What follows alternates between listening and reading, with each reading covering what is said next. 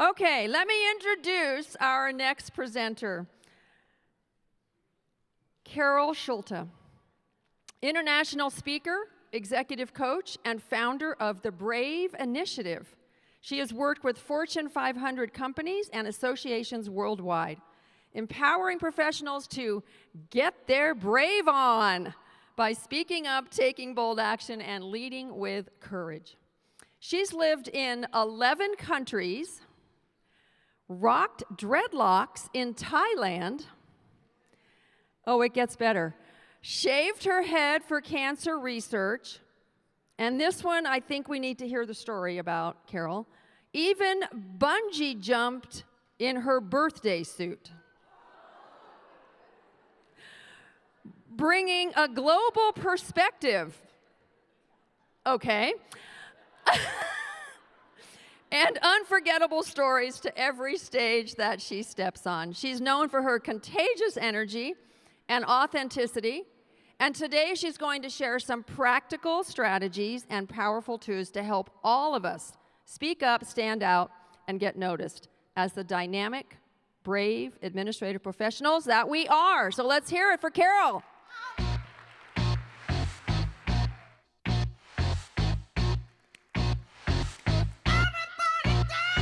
Give a little dance for me. Woo!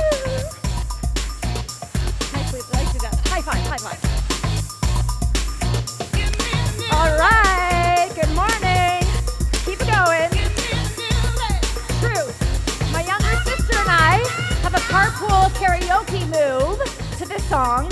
Oh, I guess it's going down. That's okay. She goes down, I go up. Let's try it. Down. Alternate with your neighbor. You got it. Woo! Okay, next move. 2, 3, 4. Left, right, left. Left, right, left. Yeah! All right, we're warmed up, right? We're warmed up. All right, good morning. How are we feeling? Yeah? I am pretty excited to be here with you all for a few reasons. First of all, it is my first time at the conference. Thank you, thank you. And depending on how much fun we have here today, perhaps not my last, we'll see. But I'm also pretty excited because it is day 2. Today is day 2 of what you choose to make it. We have still lots of time to meet new people, to try new things, to get excited about what's possible. But here's why I'm even more excited. I'm even more excited because today is also the first day of the rest of your life. Yeah. Pretty cheesy, I know. But that was the actual opening line of the very first episode of my very own TV show. There I stood, center stage. The lights were blinding, the cameras were rolling, and in that moment, I was certain this was it. The moment I'd been waiting for, the moment I finally felt good enough. I'd made it. I'd cracked the code. See, I had this fancy in-house consulting gig on beautiful Vancouver Island where they were putting me up in this swanky oceanfront apartment, being flown around in corporate jets. I was running the trails. I was doing morning dips. I was doing important leadership development work with an incredible team. And I'd finally met the man I was going to marry. Right? But to top it all off, I just got word that I was going to be starring in my own show. Now, as somebody who studied theater, whose only dream was to make it to Broadway, while this wasn't exactly the Rockettes' kick line, it was pretty darn close. And the next thing I knew, I was being handcuffed, put in the back of a police car, and driven far, far away from my dream. And in that moment, everything changed. And I began to get a taste of what brave really means. But we can't start there. It's too soon. We got to rewind. In order to understand how I got there, we got to go to another moment. I want to share with you how I really learned to get my brave on so that you can all learn too. Because as the incredible, dynamic administrative professionals that you are, how you show up matters. How you speak up matters. And how you do what you are here to do Not always being recognized, not always being celebrated, but because your voice, your ideas, who you are matters. So, let's go to another moment. Imagine this, the summer of 2000. We are on the beautiful island of Naxos, Greece. It was the perfect way to celebrate after an intense summer semester studying Shakespeare at Balliol College, part of Oxford University, living in a college that very much resembled Hogwarts. So I was with some of my closest friends from high school. Picture this, Eurobeats, pumping in the background. Yeah, watermelon juice dripping from our chins and sun bouncing off those inflatable flamingos. So my friend asks me, she comes up, she says, Carol, will you come with me to ask the guy running the bungee jump if he'll give me a discount if I go naked? And I'm like, what? And she's like, just kidding, I would never do that. But maybe he'd give us a discount if we went topless. Of course, only Nikki, right? So I go with her, and we talk to the guy who runs the bungee jump, Joe, and he looks at us and he says, listen, ladies, if I were to give a discount to every girl who asked me that, I'd be out of business. But if you go fully naked, well, that's another story. So I start laughing, and then she gets dead serious in the face. And she says, I wouldn't, but you would. I dare you. And all of a sudden, my heart starts pounding, and for some reason, I realize this is actually going to happen. But before I had a moment to actually let it sink in, all of a sudden, my ankles are being tied together. My chest harness is being put on. I am hoisted up this crane, shivering under the world's tiniest towel that they reluctantly gave me for the way up. Now, that ride was way too short, but the height was way too high, and suddenly, the crowd seemed to have doubled. Perhaps they caught wind that there was about to be a crazy Canadian bungee jumping in her birthday suit. So we get to the top, and I take a deep breath, and I realize I am never going to be in this moment, ever again. So I may as well milk it for all it's worth. Hey, Joe. Yeah? I'm going to need a countdown. 3, 2, 1. And I whip off my towel, and I give a little shimmy, and I jump. And I have no idea what I'm more afraid of.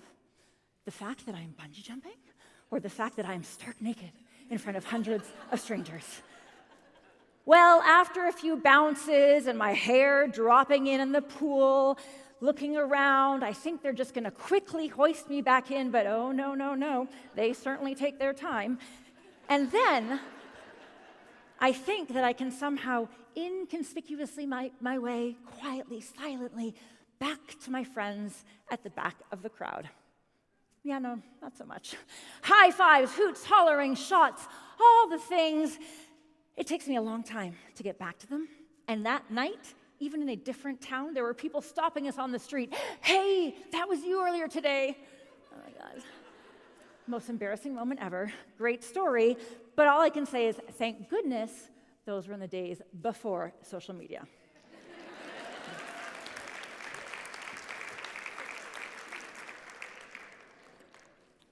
Now, was that brave or was that plain crazy? Well, perhaps a little bit of both. But if I'm honest, in that moment, I wasn't trying to be brave. I was trying to be cool. I was trying to look good. I was trying to do something, trying to be someone, never quite feeling good enough. Perhaps you can relate to a moment where you felt like that. Maybe at work, you just wanted to do all the things for all the people. You wanted to be liked. You wanted to look good. You wanted those gold stars, right? Well, maybe it's not bungee jumping naked, and if it is, come find me afterwards. Let's grab a coffee, maybe become best friends.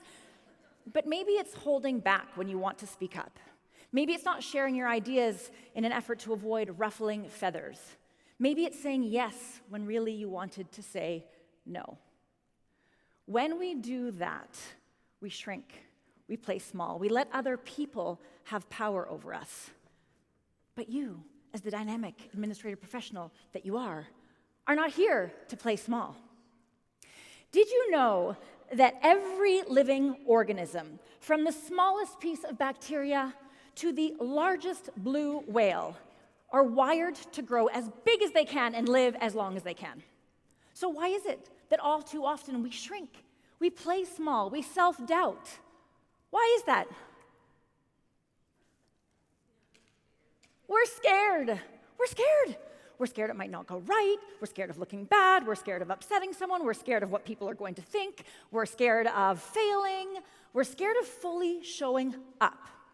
Did you know that 98% of the population live inside of their comfort zones? 98%. Why? Well, because it's cozy in there. You got little slippers, you got your favorite robe, you have things exactly just so. Why would you want to leave that?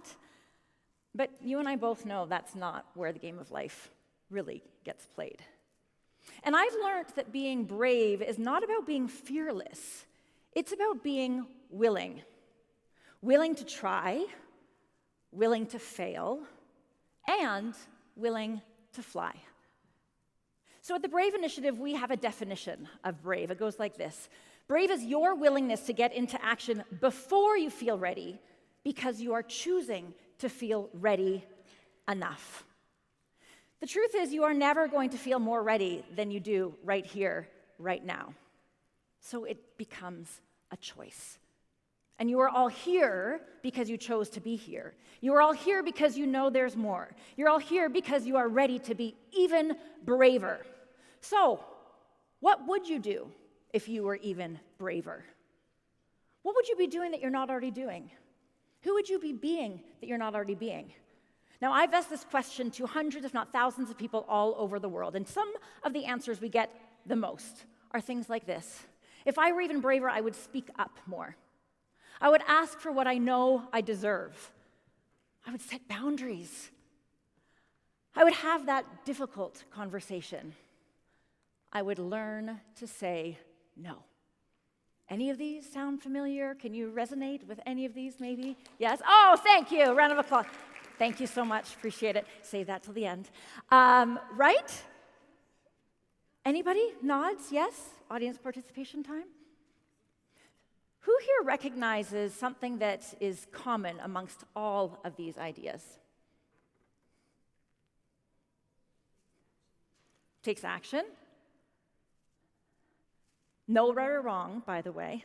Every time you try, every time you answer, you're already winning. And reminder, this is about getting your brave on. They all actually have to do with how you show up and how you speak up. They're all about presence and communication, right? We think we need to know more. We think we need to have more letters after our name. Once, we get that certification or write that paper. No, we just have to start doing it. But we have to own and use our voice, as my dear friend Kayla would say. So we're going to explore what it means to get our brave on so that you too can be even bigger, bolder, more badass, more dynamic. Are you ready? Yes. All right. I don't know if I believe you. Are you ready? Yes. Okay, it is time to get your brave on. Turn to the person to your right and say, I'm ready. Turn to the person to your left and say, you're ready. Yeah, all right. Let's all together say, we're ready. We're ready. Woo! Okay. So up in Canada, we don't always play like that, so thank you for indulging me. I really appreciate it. So if we know that we all want to be braver, what is it that gets in our way? Well, there are these pesky things called bravery killers. But once we identify them, once we name them, we can tame them, and we can figure out how to bust through them. Let's see if any of these ideas you can relate to. It was science fair season. Who here remembers science fair projects? Do they still do science fair projects? Oh, good, phew. Okay. So this particular year, pretty excited because I was trying to conduct electricity out of a potato. But we all know that it's not actually about the experiment. It's all about the display board, right? This year I had this beautiful blue foam board, somewhere in between royal and teal, and it looked Beautiful.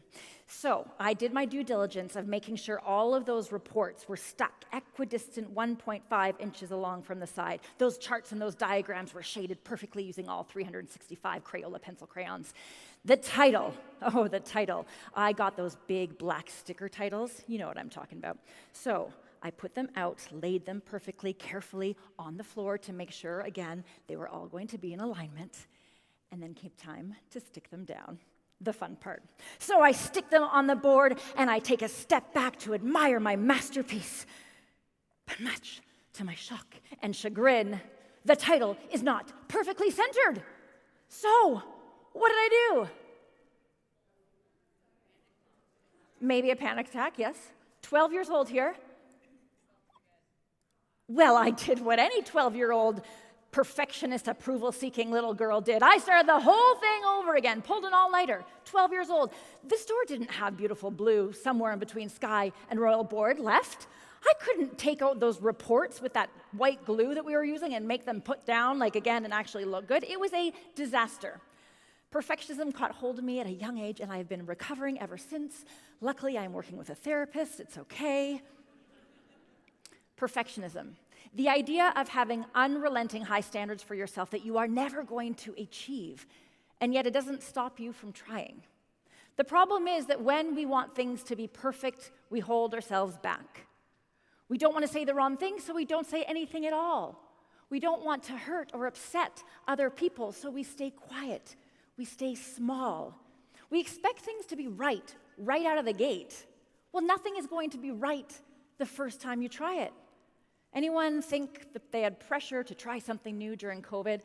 I played guitar, not very well, but it took me a long time to get into the habit of continuing because I was just really bad. And you are all really good at a lot of things, otherwise you wouldn't be here. And the more good you are, the more things, the harder it is to be not so good at not so many things. But here's the truth. Perfectionism stifles creativity, innovation, connection. It prevents us from sharing our big, bold, badass ideas. It keeps us playing small, and it's not doing us any favors. And here's what else isn't. People-pleasing. Any people pleasers here in the room? Come on, you're administrator professionals. Of course you're people pleasers. And listen, there's nothing wrong with that. Actually, it's good. It's nice to be nice. I like being liked. Maybe you do too. You are in a role where you are good at looking after other people, right? And sometimes it can get in our way.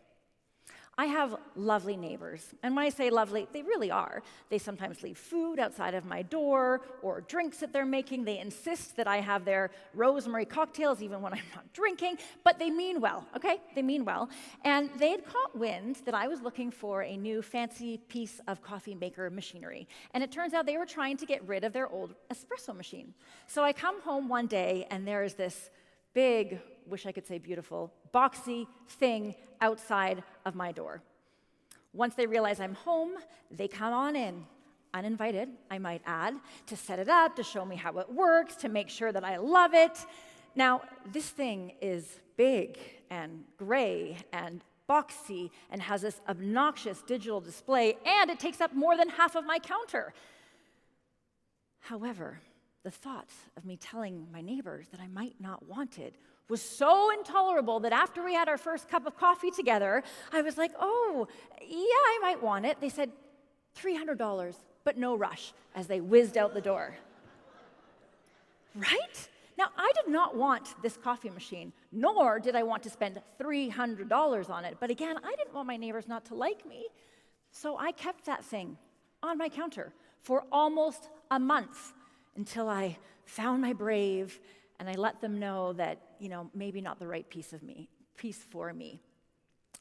Lucky I had that therapist. She helped walk me through it. Yes, it was uncomfortable, and then I offered to help them sell it on their behalf on Facebook Marketplace because, baby steps, right? Every time you say yes to something or someone, there's something or someone that you also have to say no to, and often that person is you. So while it's nice to be nice, and we like being liked, when you're always putting other people before you, somebody misses out. And then sometimes you become resentful, or you don't want to do it anymore, or you become judgmental. You have relationships that become toxic. So yes, do your roles well. Take care of the people you look after. But first and foremost, take care of you. So we've had some fun, shiny stars the last few days. Who likes collecting gold stars? Yeah, Gretchen Rubin in her book, The Happiness Project, admits that she is a self-proclaimed gold star junkie. Now, it is nice to be recognized and liked and get approval and praised and collect all those gold stars. But when we are desperate and we rely on approval from others, that's when it gets in our way. Because all of a sudden, we don't know how to actually validate ourselves. We need other people to tell us that we are good enough. We did a great job. We deserve to be where we are. We really need to learn how to create our own internal barometers for success. Katty Kay and Claire Shipman wrote this book called The Confidence Code. And in it, they talk about the fact that words that we receive from other people, we normally take as the capital T truth. Now, I don't know about you, but hearing the word feedback always sends me into a little bit of a shudder. We assume it's going to be negative. Oh my gosh, what did I do? You think you're just going to be sitting across from somebody else in this small office being told about all the things you are terrible at. If we take any said feedback as the capital T truth, it can be detrimental. We can feel bad. We can all of a sudden not think we're good at anything. Do you know how many compliments it takes to get up for one negative statement, one negative thought? Anyone? 8. 8. We need 8 good things told to us to make up for one negative. We are human. It's normal. Unfortunately, we have what's called the negativity bias. We look out for the things that are negative. When people say things, we only hear the negative. Again, not doing us any favors. But what Katty Kay and Claire said is that when we take the capital T truth from negative feedback as real truth, it can be detrimental. But when we take positive feedback as the capital T truth, it is even more dangerous. Why? Because it becomes addictive. More addictive than sugar, they quote. So we need to learn how to give ourselves our own gold stars. Now, I'm ashamed to admit that at my ripe young age, my father is still somebody that I want approval from. And it started from a young age. During report card season, he would ask the 3 of us girls, I'm the middle of 3 girls, to walk into his den, his office, his library, one by one. We were never able to read our report cards on our own. And as he went through each of the subjects, language arts, A, maths, A. I'm allowed to make that accent because he actually is British, that's how he sounds. And if we got all straight A's, he would slip us a $20 bill on our way out. And back in those days, $20 went a lot further than it does today. But if we did not, we would have a talking to. I became addicted to that approval, and it took me a long time to figure out it doesn't matter what other people think. It's not about pleasing everyone. It's about doing what makes you feel good, doing what is right for you, giving yourself a good old pat on the back. In fact, do that right now. Give yourself a good old pat on the back because you are here. You made it, and that already is winning. When we try to prove that we deserve to be where we are, when we try to prove that we are good enough, it is exhausting. William talked about this yesterday. He even said the most exhausting thing of all is to be inauthentic. Maybe some different words, but to try and be something else. Try to be better. Try to be someone that you're not. Now, I was a total chameleon when I was younger. I would do all the things that I needed to do to fit in with whomever I was with. I would go home in high school and memorize all the lyrics to Dookie, the album from Green Day, because all the cool kids would sing and know all the lyrics. So I would be at home memorizing all of those lyrics. And then they would play this game at lunch where they would name a category like brands or perfumes or designers, and they would go back and forth to see who knew more. I was not into brands. I was not into designer, didn't know any of them, but I felt like I needed to learn so that I could contribute to the game. We spend so much time trying to be something to someone. And guess what? You all deserve to be exactly where you are. Want to know why I know that? 'Cause you're here. The other challenge when we try and prove is that we become in competition with the people that we're around, and we start to compare. And that is a dangerous game to play. Comparison really is the thief of all joy.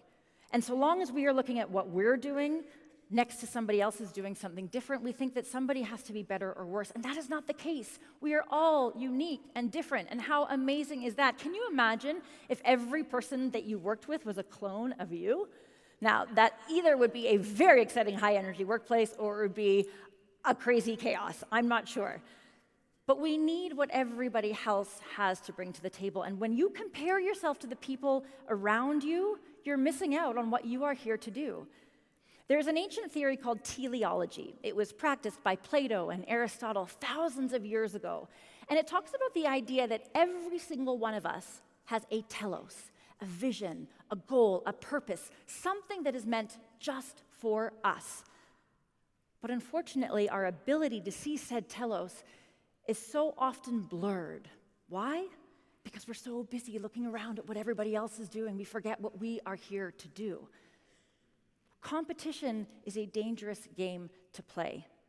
The only person you get to compare yourself to is the person you were yesterday. And unless you are prepared to trade 100% of your life for 100% of somebody else's, you don't get to. And I'm pretty sure there are some pretty fabulous things going on in your world. So instead of trying to compare, can we adopt this idea called mudita? Anyone ever heard of mudita? Neither had I until a few months ago when I was diligently practicing my morning meditation. And this idea came up of the power of mudita. Instead of comparison, this means in Sanskrit, empathetic joy. The idea being that when we scroll online and instantaneously we think that everybody else's lives is far more fascinating and exciting than ours, which obviously is so not real, we compare our everyday life to other people's highlight reel, and we think that our life is not as exciting at all, but the truth is not reality, and we're not doing ourselves any favors by doing that. But when we see other people experiencing exciting times, flying on yachts or around the world, or meeting the Prime Minister of Canada, that would be very exciting, at least for me, we all of a sudden feel like our lives are less than, right? Or we think that other people's happiness takes away from our own.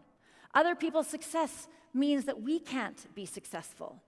But when we actually practice this idea of mudita, we realize that other people's success can make us feel more successful. Other people's happiness can add to our own happiness. And when we can be happy for other people, or when we can celebrate in their success, that celebration, that success grows.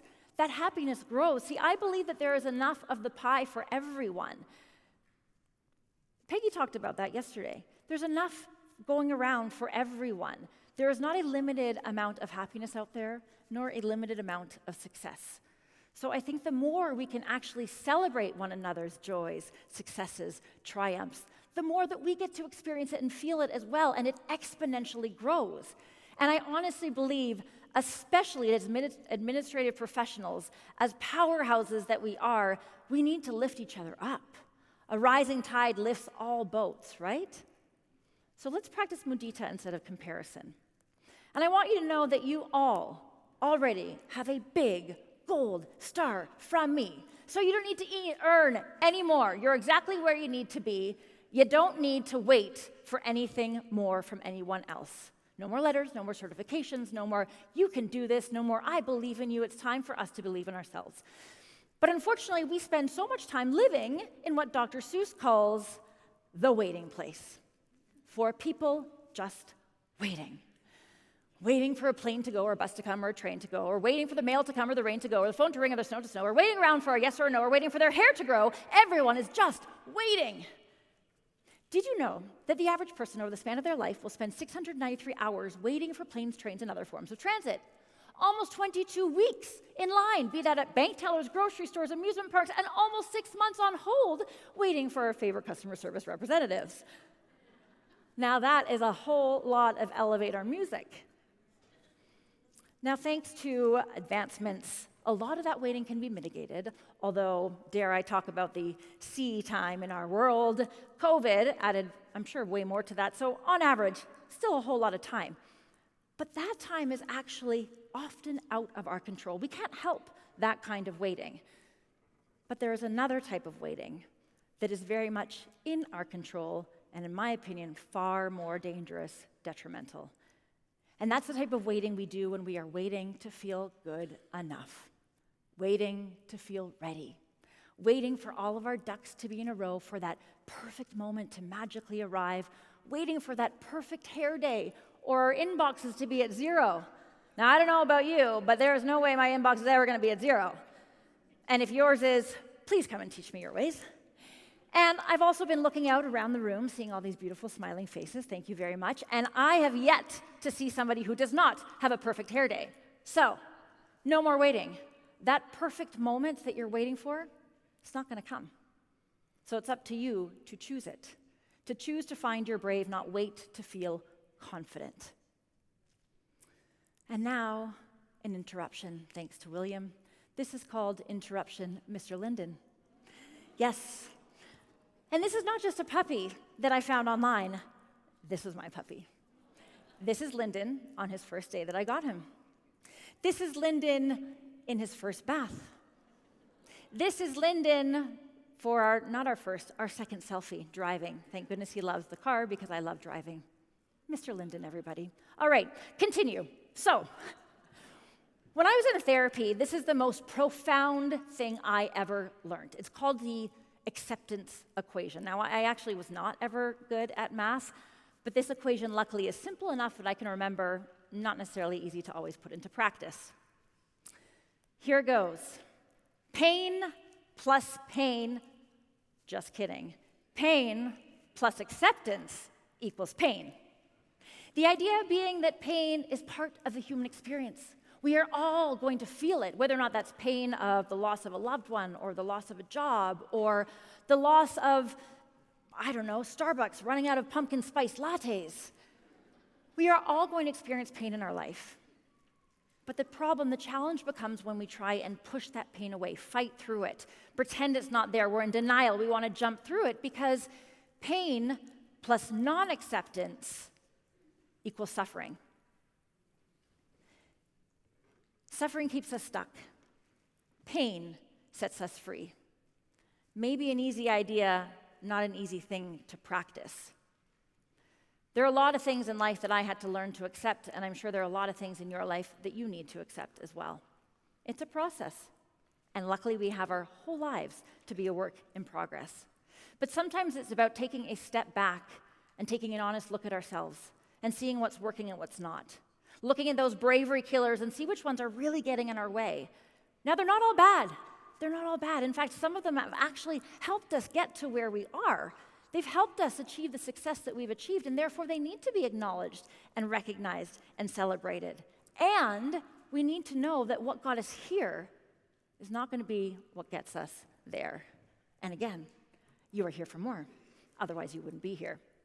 Sometimes, though, we think that we need to jump from step 1 to step 10. If I'm not going to be director, then what's the point in even trying? Research shows that we are never going to be able to get from step 1 to step 10.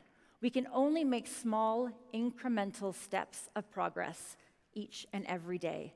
And in an incredible book, Atomic Habits by James Clear, he says, if you make one small step, move the dial forward just 1 degree every day by the end of the year, you will be 37 times more proficient in whatever said action is. Now, I need to really take that on with respect to guitar. So if we ever meet again, I promise you I will be able to play the full. My goal is to have 10 campfire songs. I was a camp counselor, so just 10. I'm maybe a third of the way in there, but I do know Stand By Me, and I do know Lean On Me. So maybe another time for another place. All right, just small shifts of consistent action. Imagine there was a plane taking off from LA, and it was flying destination Rome. That ride is about 13, 14 hours. If the pilot of said plane shifted off course just 1 degree, where would that plane end at the end of 14 hours? Anyone? Anyone? Bueller? Sorry? Pisa. No, not quite. Pisa, from Rome to Pisa. A little bit further than that. What's your name? Erica. Thank you, Erica. Thank you for playing a little bit further. Not quite Geneva. Do you know where it would land? Tunisia, Africa. An entirely different continent. 1 degree. Big, big difference. So yeah, we're not going to jump there today, But if we start something today, tomorrow we'll be just a little bit more proficient, and the day after that, just a little bit more, and the momentum builds, and the brave muscle busts out. We need to start today. You don't need anything more than you do. Your inbox will never be at zero. Your hair could never get more perfect.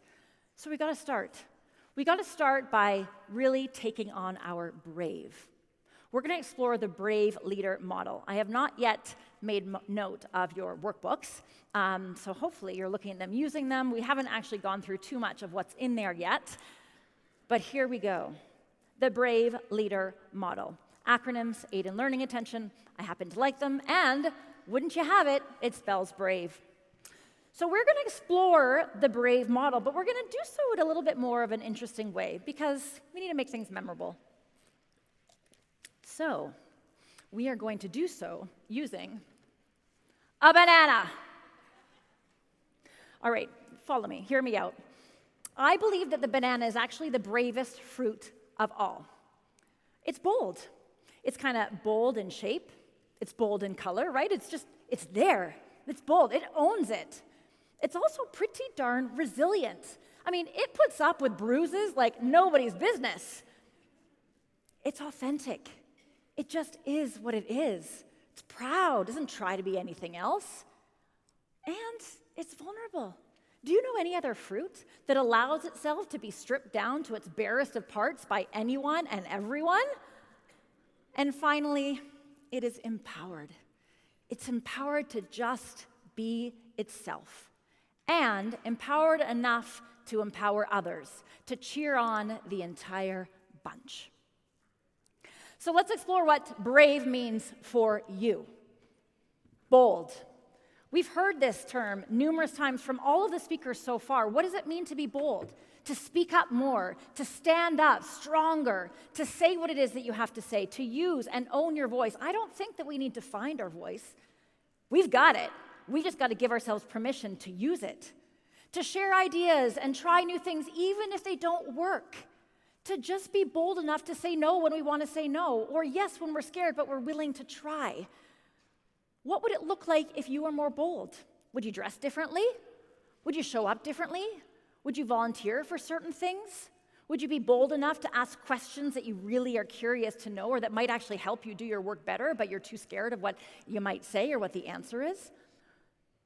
Could you be more bold in asking for more time off, which no doubt you deserve, or a raise, or, I don't know, a new title, something exciting, or just for the people you work with to communicate just a little bit more efficiently so you can do what you're supposed to be doing?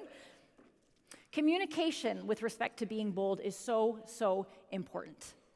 There was a study that was done by Albert Morabian in 1954, and he looked at how messages are being interpreted through our communication.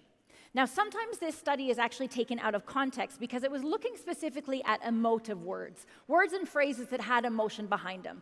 But the findings are actually really interesting, and I think they're worth looking into. There are three things that contribute to how communication messages are being interpreted. We have verbals. Those are the words. We have vocals. That's the tone, the intonation, the pace, the volume. And then we have body language, the visuals. So who thinks that they know which is the most important? Now, I know you have numbers on your handout, but don't cheat. Just thinking of verbals, the words themselves, vocals, and we all know the phrase, make sure you answer the phone with a smile. It does come through, right? Vocals come through. And then visuals. Raise your hand if you think the words, the verbals are the most important. Don't be shy. Get your brave on. All right, raise your hand if you think the vocals are the most important. Intonation, volume, pace, the smile when you answer the phone. And raise your hand if you think that visuals, how we show up, are most important. Okay, round of applause. You all win. You all win. Okay, verbals, the words themselves, they only equate to 7% of how messages are being interpreted. Vocals, 38%. And the biggest piece of the pie are visuals, our facial expression, our smile, our body language. How open are we? How inviting are we?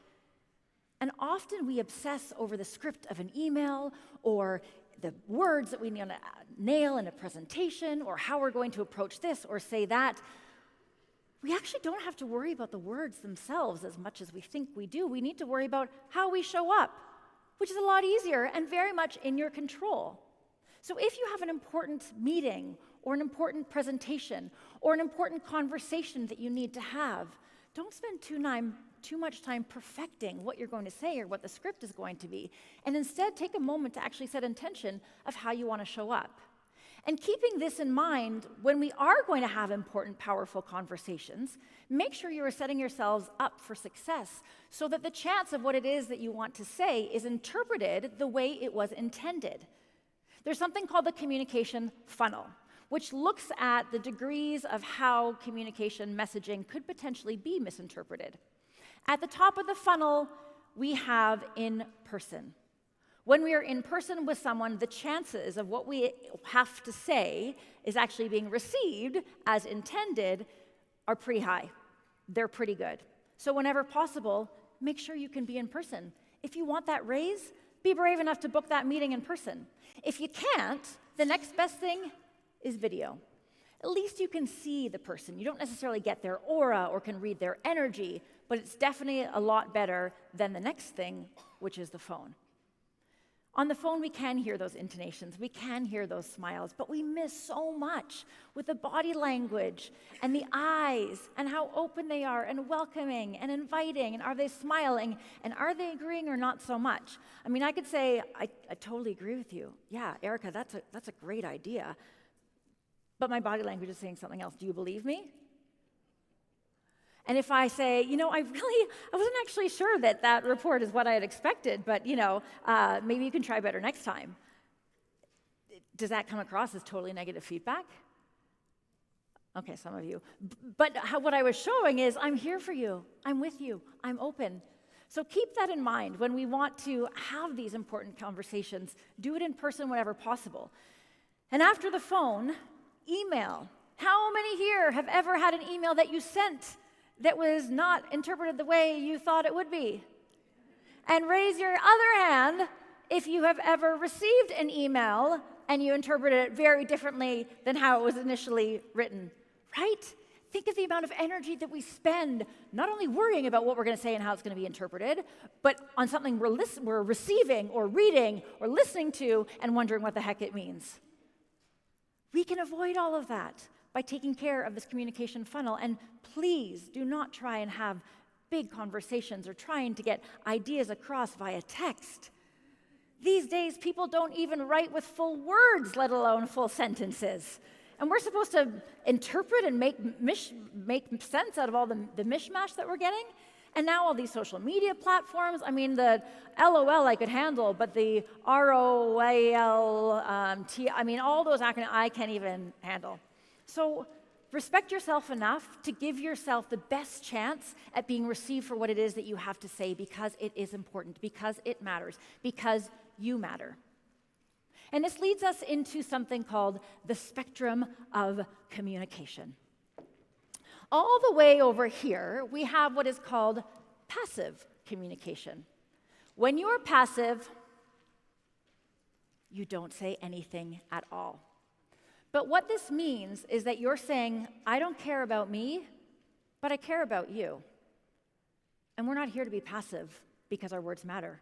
We have something to say. And all the way on the other side of the spectrum, we have aggressive. And this is when we talk before being asked. We talk over other people. We don't care about other people's thoughts, opinions, or ideas because we just go, go, go, and bulldoze all the way through. Now, I know that is not you. That is not what administrative professionals do. But there is sometimes a requirement to be a bit more aggressive. Anybody play t-ball here? Are there kids play t-ball? So my favorite cheer, when I played t-ball, when I was on the team Green Spartans, and we had bright green t-shirts, and I was very proud. I was terrible, but very proud. My favorite cheer was called the Be Aggressive cheer. Be aggressive, B-E aggressive, B-E-A-G-G-R-I-S-S-I-V-E, be aggressive. No, nobody else knows that? Okay, all right, great. So when you are aggressive, you're saying, I care about me, but I don't care about you. And then there is passive aggressive. Passive-aggressive is somebody that doesn't want to say anything, or think they don't want to say anything, or think they're not saying anything, but actually they're totally saying a whole lot through their mumbles, or through their words, or through the rolling of the eyes, or through the side conversations that they're having. And when you are passive-aggressive, you're saying, I don't care about you, nor do I care about me. No one is winning when you are passive-aggressive. That is not a powerful form of communication. But there is a sweet spot. And this sweet spot is called being assertive. Now, unfortunately, sometimes this word becomes a synonym for aggressive, but it's not the same thing. The definition of being assertive is having the confidence to be able to share your thoughts, your ideas, use your words, while having respect for yourself and the other. That's all it means.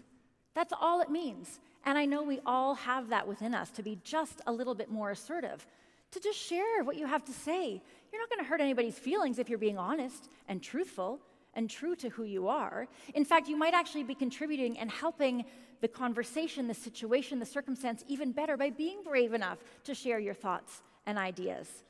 So I encourage you to do that. I encourage you to engage what I call brave conversations. Now, who here has a difficult or a challenging or an uncomfortable conversation that they need to have? Be honest. Oh, come on. Look around. Most people have their hands up. Most of us do have, whether or not it's at work or in life or with our neighbors. We all have to have a difficult, challenging, hard conversation. And if we don't right now, we've had to in the past, or we will have to do in the future. But here's the challenge. So long as we label said conversation as difficult, uncomfortable, challenging, who's going to want to engage in it? I don't know about you, but I don't want to have a difficult conversation. But if we reframe it to brave, who doesn't want to have a brave conversation, right? We all want to be braver. So I want to share 5 tips in how to engage in brave conversations. This is a resource that you're going to be able to get at the end of our time together, so don't worry about writing. Well, you can write it down because it's in your workbook. But I want to just talk about the surface, and then I can give you some more information and go in depth with you later on. But the first step of engaging in a brave conversation is just to reframe, to change the idea of difficult, challenging, uncomfortable, bad, hard, tough, to brave. Because who doesn't want to be brave? And even just reframing the name totally shifts your perspective, totally shifts how you approach it.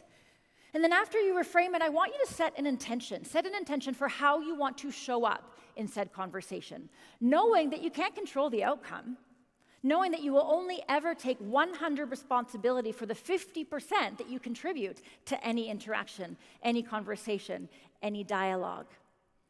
All you can control is yourself, so take a moment to set an intention. Maybe that is, I'm going to be present. Maybe that is, I want to share my 3 thoughts, and then I want to be quiet. Maybe it is, I want to ask a question. I want to make them feel like they actually can contribute. After you set your intention, I want you to detach from the outcome. It is not about what happens. It is not about knowing the conclusion, the outcome. If we are so attached to the results that we want, it prevents us from really going in there open.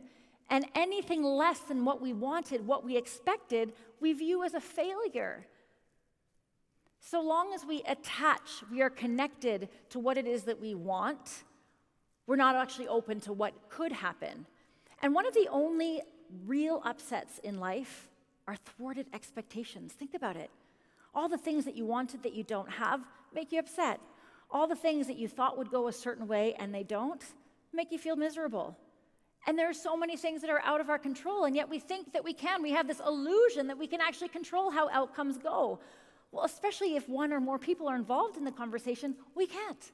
So detach from the outcome and instead co-create the conversation. Allow people to contribute. Allow yourself to feel like this is something that you are doing together. Because when you do, the chance of you having success coming out with a solution, or success in having buy-in, or success in having support and feeling yourselves as a team together, the chance of things changing, of you actually doing something, exponentially increase. And then finally, I want you to be okay with getting it wrong. Because when we do engage in brave conversations that might be a bit uncomfortable, you might say the wrong thing. You might unintentionally offend. You might want to take something back. But that's okay, Because every time you engage, you're winning. Every time you engage, you're winning. Every time you engage, you're either learning or growing or showing you're brave. So how can we engage in bolder communication? What does bold look like to you in how you show up and how you speak up? And where are you being called to be more bold? Bold to me was when I shaved my head in honor of breast cancer research when my mom passed away 20 years ago. Now, I was in theater for a time. I did have an agent, and I did, fabulous commercials and was a guest star on a show called Star Hunter, which is the Canadian version of something like Star Trek. Everybody thinks, what were you in that I would see? And I was like, well, I was in this movie of the week, small role. I did this. People are like, yeah, no, haven't heard that. No, haven't heard that. But that's okay. So I really was just a glorified server going to audition after audition. But I told my agent that I was going to shave my head for cancer. And she could have looked at this as an opportunity to do something exciting with it. Maybe there was a role where I would be willing to shave my head on camera. But instead she said, if you shave your head, you're off my roster. So I said, well, I guess I'm off your roster then. Did I go through some uncomfortable haircuts, some uncomfortable styles on the way back to growth? 1,000%. But I wouldn't take it back. My mom was my best friend, my #1 fan. I moved back home to look after her, and when she got sick and eventually passed, I lost my #1 fan, I lost my purpose, I lost me. And I ended up traveling the world, living in ashrams in India, volunteering at an orphanage in Thailand with HIV-positive babies and children. I was in Calcutta with Mother Teresa's Missions of Charity. I met a man, moved into his van, went apple picking in New Zealand for a year. Why not? Did a whole lot of interesting adventures. Because I wasn't brave enough to face life without that one person who believed in me. But eventually, we need to learn how to accept that things aren't always going to go our way, that people aren't always going to recognize us or say well done or thank you, that some days it's going to be hard. But every time you try something new, every time you do something different, every time you do something for the first time, it's going to call you to be brave. Interruption, Mr. Linden.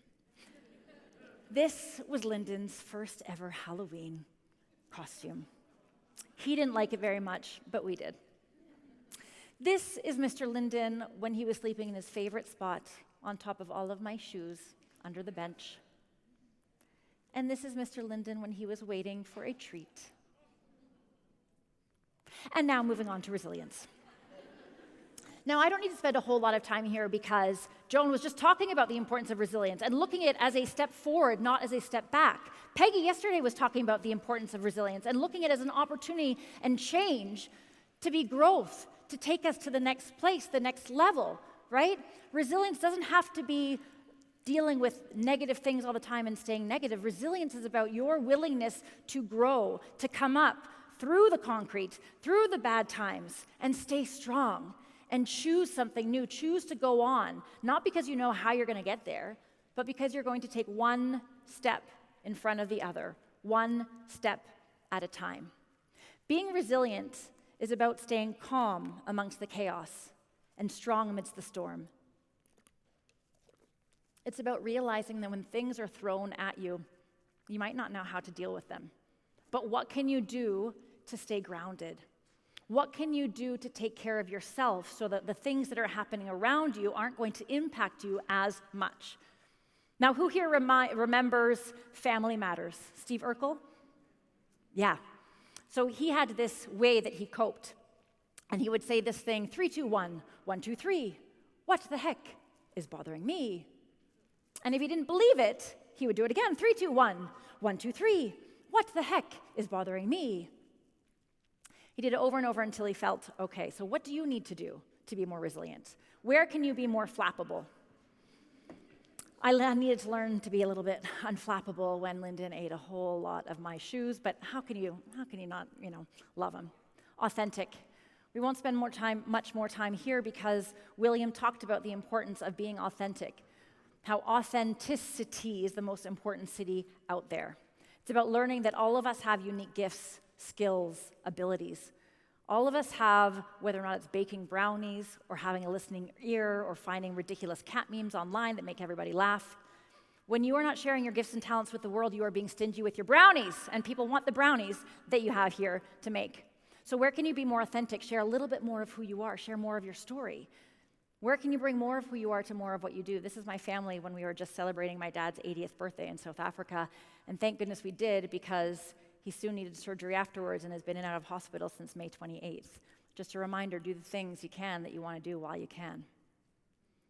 Being vulnerable, opening yourself up, allowing yourself to be seen. Are you being seen? Are you seeing other people? Are you not afraid to actually be who you are? This requires you to be the first. Be the first to say hello. Be the first to ask for somebody's name. Be the first to volunteer when you're not sure how it's going to go. To be curious about asking for somebody's story. To be curious enough to want to know more, like in your first date, where you were interested, engaged, you wanted to be interesting, engaging, and to be generous, to offer up your time, your listening ear, your advice for somebody who might need it. And because a lot of people say, how do you remember people's names? How do you enter a conversation? How do you network? Actually, Kimberly is going to do a session about networking this afternoon. I hope you stick around for it. So we won't spend time, but here's my QC squared, my little trick. Ask a question, share a comment, or give a compliment.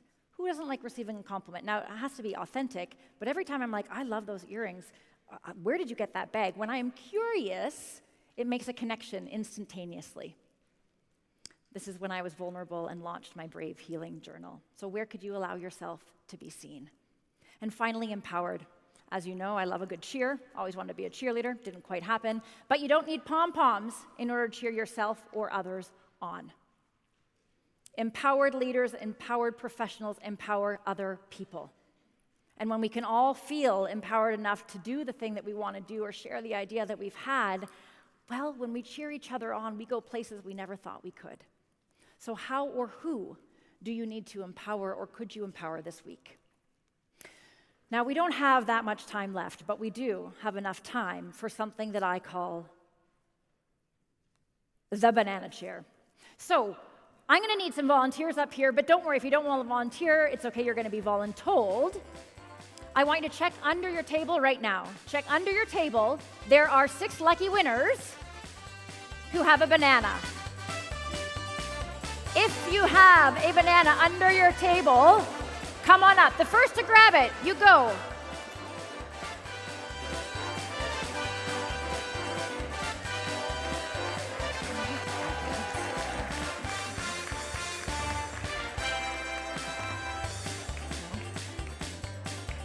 All right, come on up, come on up. All right, we have Susan, Lakeisha, Susan, Lakeisha, Michelle, amazing. Come on up. Who are you, what, your name? Rebecca, and you, lovely lady coming in, Angel, and Adrian, and, do we have 6? Oh, yay, okay, and you are? Crystal. Round of applause for these brave souls. I'm going to get my banana. You are going to talk amongst yourselves for about 20 seconds and try and figure out what the heck we're going to do. 20 seconds, that's it. I'm going to just let them know what's happening. All right, little huddle. Okay, so it's called the banana chair. We do everything twice. It's very simple. You can follow me. I'll be in the center. The first line, bananas of the world, unite.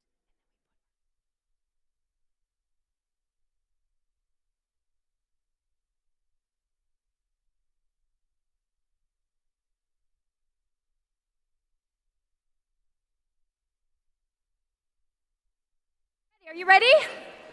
Are you ready? Crystal, Rebecca, Michelle, Susan, Lakeisha, and Adrian. All right. So, are you ready? Are you ready? 1, 2, 3.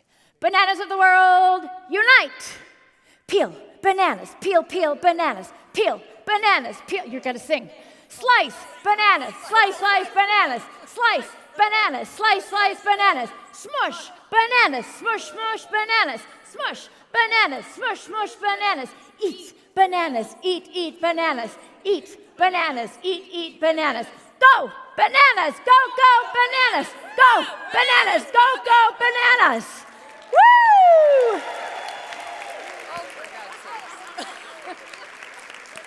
Round of applause.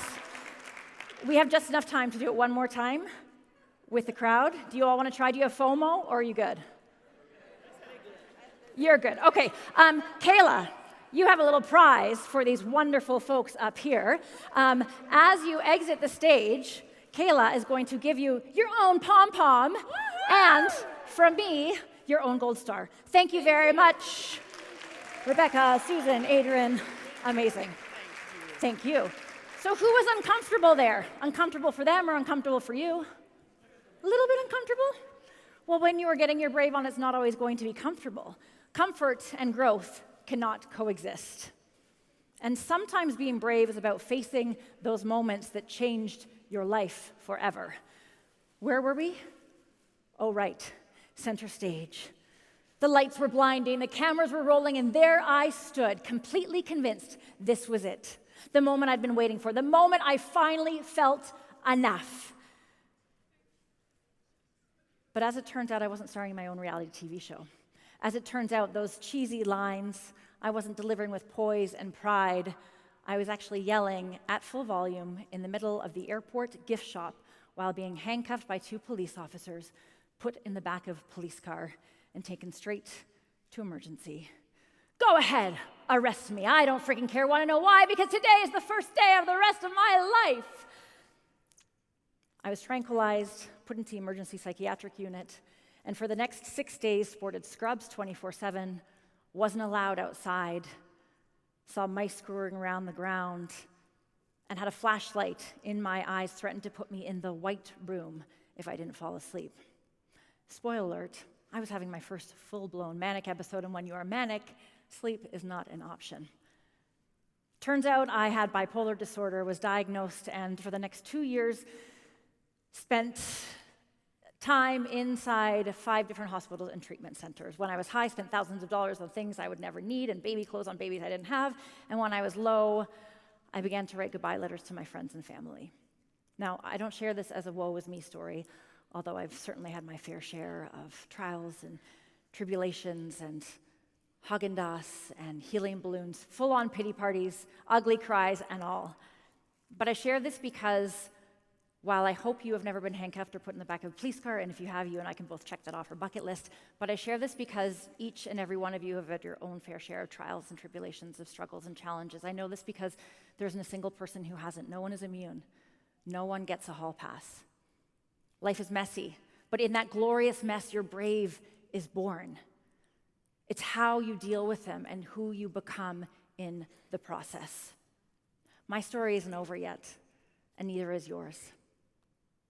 Mr. Linden moment. This was his last pop cup. I know. I am going over time, and that is a nay when you're a speaker, but I really want to say a few things. Julia Child published her first book at 49, was on the air at 51. Vera Wang, a failed Olympic figure skater, became a famous bridal collection. She showed her first one at age 40. And life is long. We have more time. This is not the end. So where are you in your story? How can you realize that it's never too late? You're never too old. Jeannie Clement was riding her bike until 100, longest verified woman to ever live, died at 122. It's never too old and it's never too late. If you want the resources, please just quickly scan this code. If you want to know the 5 tools that saved my life, come see me afterwards. I have my journal. They're important 5 tools. We'll get into them in a second. Well, no, we won't get into them. Connection, movement, mindfulness. I just want to give you a second to scan this. All the resources that we have, you can do this.